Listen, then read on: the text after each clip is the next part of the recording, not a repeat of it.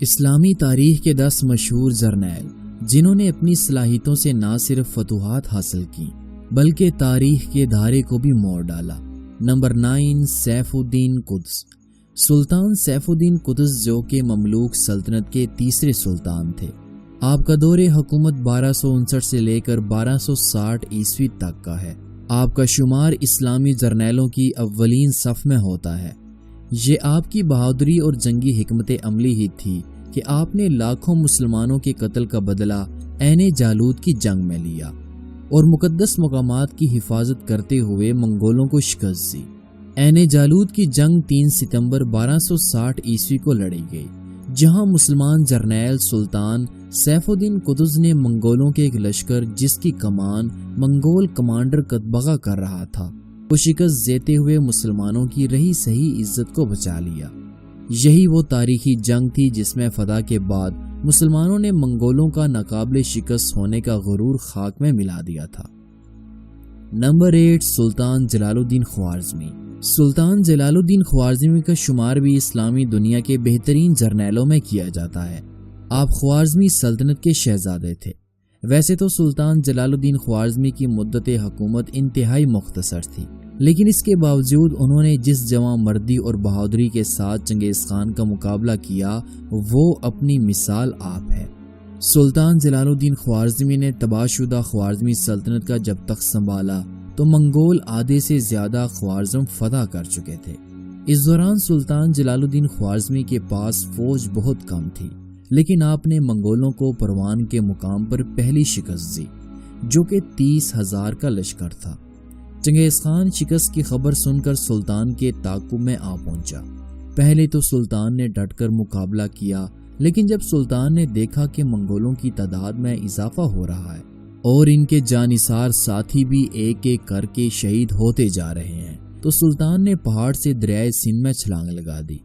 یہاں چنگیز خان سلطان جلال الدین خوارزمی کی بہادری سے بے حد متاثر ہوا۔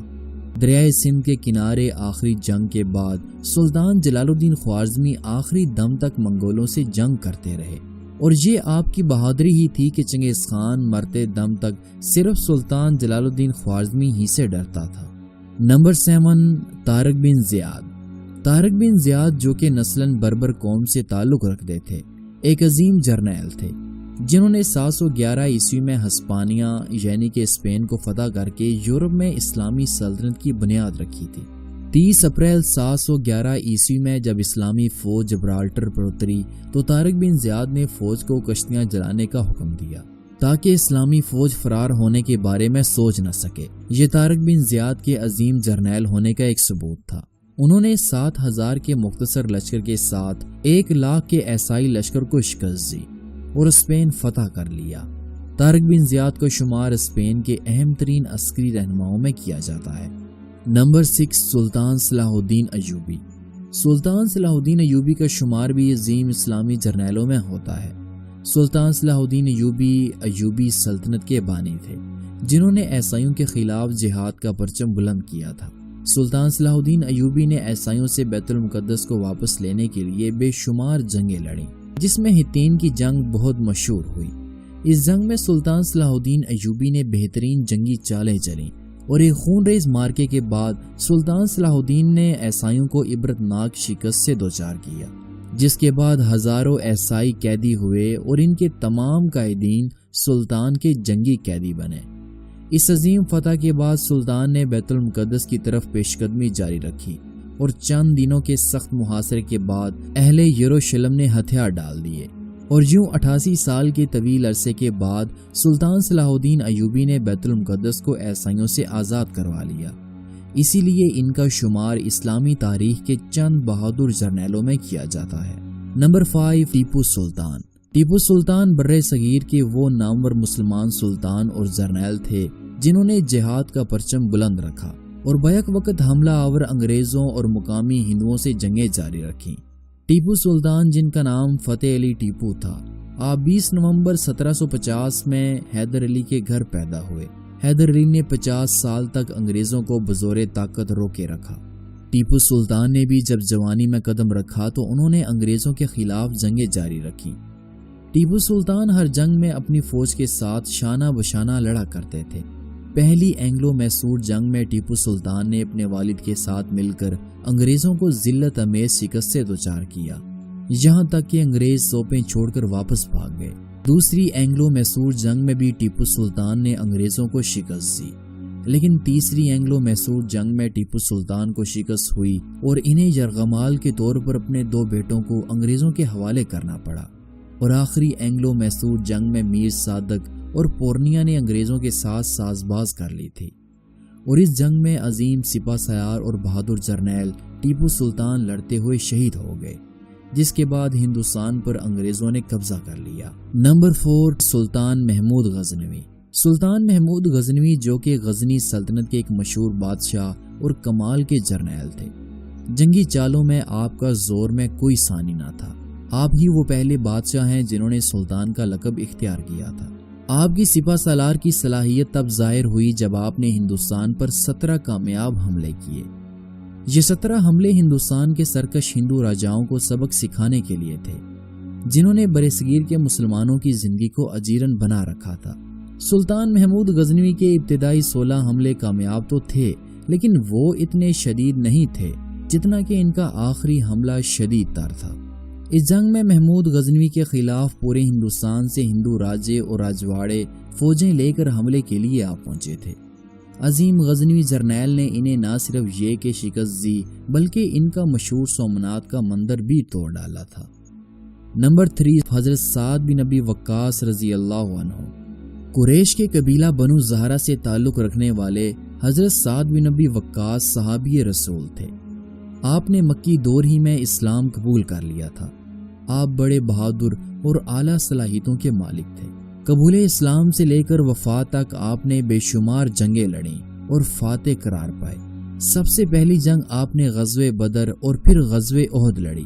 اس کے علاوہ بھی آپ مختلف غزوات میں شامل تھے۔ عہد فاروقی میں آپ کو عراق کی مہم پر بھیجا گیا، جہاں آپ نے فتوحات حاصل کی، لیکن آپ کا اصل کارنامہ مسلمانوں کو قادسیہ کی جنگ میں فتح دلانا تھا۔ یہ جنگ تاریخ کی مشہور اور خطرناک ترین جنگ تھی، جو کہ 3 دنوں تک جاری رہی، لیکن حضرت سعد بن ابی وقاص کی سپہ سالاری اور صحابہ کی بہادری نے آخری روز جنگ کا پانسا پلٹ دیا اور فتح اسلامی فوج کو حاصل ہوئی۔ نمبر 2، حضرت خالد بن ولید۔ حضرت خالد بن ولید کا شمار دنیا کے اولین فاتحین میں کیا جاتا ہے۔